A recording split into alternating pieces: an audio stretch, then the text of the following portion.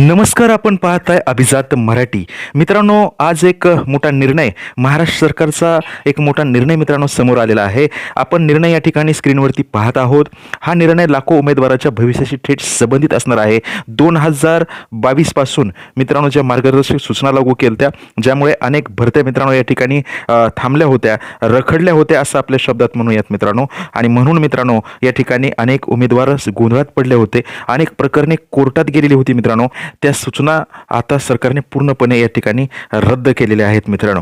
पण हे नक्की घडलं तरी काय, याचा फायदा कोणाला, तुमच्यावर कसा परिणाम होणार आहे, आजचा व्हिडिओ पूर्ण पहा. कारण मी तुम्हाला GR अगदी सोप्या भाषेत, अगदी समजेल अशा भाषेत उलगडून दाखवणार आहे. आणि GRच्या शेवटी हा नेमकी खरी माहिती काय आहे ही तुम्हाला समजणार आहे. एक मोठी अपडेट आहे आणि तुमच्या हक्काचा फायदा काय आहे तेही तुम्ही या ठिकाणी जाणून घेणार आहात. तर तुम्ही या चॅनलवरती नवीन असाल तर मी तुम्हाला नक्की सांगतो की या चॅनलला अगदी सबस्क्राईब करा. तुम्हाला भरती, शिक्षण, कौशल्य, सरकारी निर्णयाची माहिती सरळ आणि स्पष्ट आणि 100% खात्रीशीर रूपात मी या ठिकाणी तुम्हाला मित्रांनो देत असतो. तर चला जास्त वेळ न घालवता सुरुवात करूयात आजच्या या व्हिडिओला.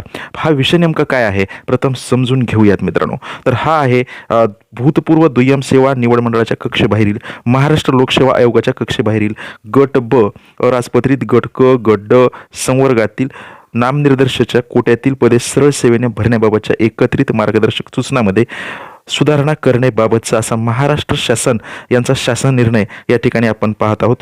54 आणि क्रमांक 13 अशा या ठिकाणचा हा शासन निर्णय आपण पाहत आहोत. नेमकं काय आहे मित्रांनो, तर 4 मे 2022 सरकारने एक GR काढला होता. या ठिकाणी हा संदर्भ आपण पाहूयात.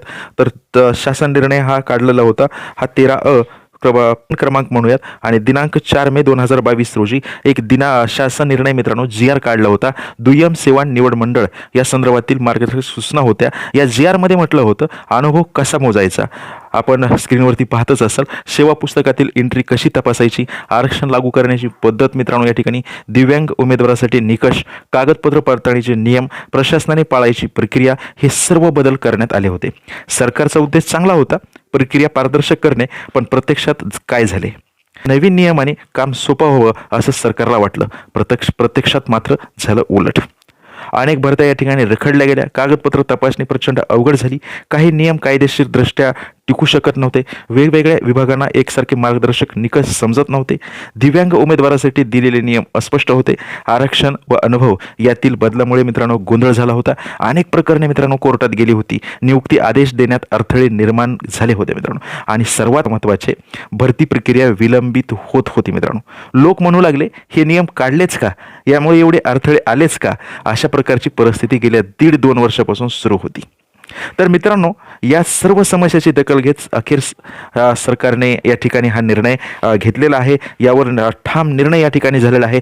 4 मे 2022 या ठिकाणी आपल्याला स्क्रीनवरती दिसतच असेल. हा जो निर्णय आहे मित्रांनो, या निर्णयाचा कुठेही वापर करू नये असं या निर्णयाद्वारे मित्रांनो सांगण्यात आलेलं आहे. 2 डिसेंबरच्या निर्णयाद्वारे हा जो 4 मे 2022चा जो निर्णय आहे तो या ठिकाणी मित्रांनो रद्द करण्यात आलेला आहे.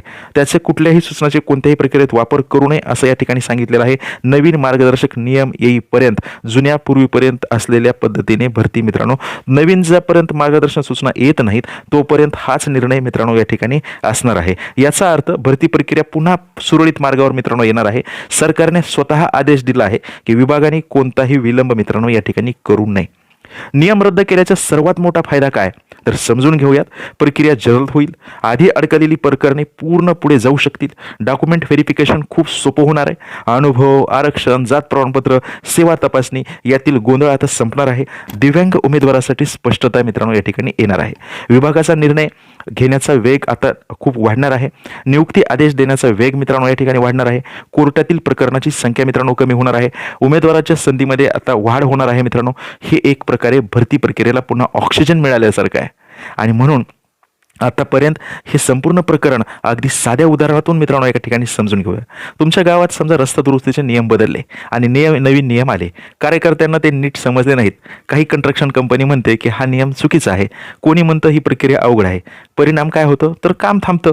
तुम्हाला रस्ता हवा आहे पण नवीन नियमामुळे रस्ताच मित्रांनो या ठिकाणी बनत नाही. शेवटी सरकार म्हणतं नवीन नियम मित्रांनो रद्द करा आणि जुनी प्रक्रिया वापरा, काम सुरू ठेवा. आता GR मधील काही महत्त्वाच्या थेट गोष्टी मी या ठिकाणी सांगतो. दुय्यम सेवा निवड मंडळाच्या कक्षेतील महाराष्ट्र लोकसेवा आयोगाच्या कक्षेबाहेरील गट ब अराजपत्रित, गट क, गट ड संवर्गातील रिक्त पदे सरळ सेवेने महापरीक्षा पोर्टल मार्फत भरवण्याची संदर्भांकित 4 मे 2022 रोजीच्या शासन निर्णयाद्वारे सर्वसमावेशक मार्गदर्शक सूचनाचे निर्गमित करण्याबाबतच्या या ठिकाणी आले आहेत. उक्त शासन निर्णयातील परिक्रमांक 11 नुसार शासनाच्या विविध मागण्यामध्ये परीक्षेद्वारे होणाऱ्या भरती प्रक्रियेत तयार करण्याकरता आलेल्या निवड सूचीद्वारे कालमर्यादा 1 वर्षासाठी किंवा निवड सूची तयार करताना ज्या दिनांकापर्यंतची रिक्त पदे विचारात घेण्यात आली होती त्या दिनांकापर्यंत यानंतर जे घडेल ते तोपर्यंत ग्राह्य असल्याचे नमूद केले आहे. परंतु अनेक वेळा प्रशासकीय कारणास्तव न्यायालयीन प्रक्रिया, निवडणुका, आचारसंहिता, कोविडसारख्या आपत्तीजनक परिस्थिती, माजी सैनिक, खेळाडू, दिव्यांग उमेदवाराच्या विविध सेवाविषयक अटी, शर्ती विचारात घेणे, वैद्यकीय तपासणी प्रक्रिया पूर्ण करणे, नवीन भरती प्रक्रियेतील विलंब या कारणामुळे भरती प्रतीक्षेतील यादीतील पात्र उमेदवारांना संधी मिळण्यापूर्वीच निवड सूचीची मुदत मित्रांनो संपुष्टात येत होती. यामुळे निवड प्रक्रियेची जी यादी आहे ती त्याचा कार्यकाल मित्रांनो वाढणार आहे. यामुळे पात्र व गुणवत्ताधारक उमेदवाराचे नुकसान मित्रांनो होत होते. शासनालाही इतकी प्रक्रिया पार पाडल्यानंतरही पात्र उमेदवाराच्या सेवाचा लाभ घेता येत नाही. त्यामुळे अनेक पदे रिक्त राहून त्यासाठी पुनश्च सर्व निवड प्रक्रिया पार पाडावी लागते. या वस्तुस्थितीचा विचार करता निवड सूचीची कालमर्यादा वाढविण्याबाबत शासनाच्या विचारधीन मित्रांनो होती. तर काय होणार आहे, 4 मे 2022 जी सूचना आहे त्याचा वापर कोणीही करू नये. या सूचनाच्या आधाराने चालणारी सर्व प्रकरणे मित्रांनी थांबवावीत. नवीन मार्गदर्शक सूचना जारी होईपर्यंत पूर्वीची पद्धत लागू. सर्व विभागाने आदेश तात्काळ मित्रांनी या ठिकाणी अंमलात आणावेत. भरती प्रक्रियेतील विलंब टाळणे आता आवश्यक थांबवावीत. नवीन मार्गदर्शक सूचना जारी होईपर्यंत पूर्वीची पद्धत लागू. सर्व विभागाने आदेश तात्काळ मित्रांनी या ठिकाणी अंमलात आणावेत. भरती प्रक्रियेतील विलंब टाळणे आता आवश्यक आहे. याचाच अर्थ सरकारही आता भरती प्रक्रिया पूर्ण करू इच्छिते.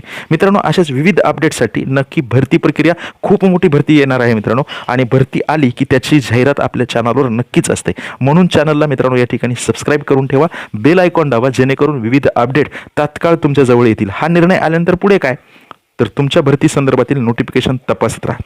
कागदपत्रे मित्रांनो व्यवस्थित ठेवा. नॉन क्रिमिनल व्यवस्थित काढा. चालू वर्षाचं नॉन क्रिमिनल काढा. तुमचे कागदपत्रे आधार कार्डावर वेगळंच नाव, तर 10वीच्या मार्क मेमोवर वेगळंच नाव असतं.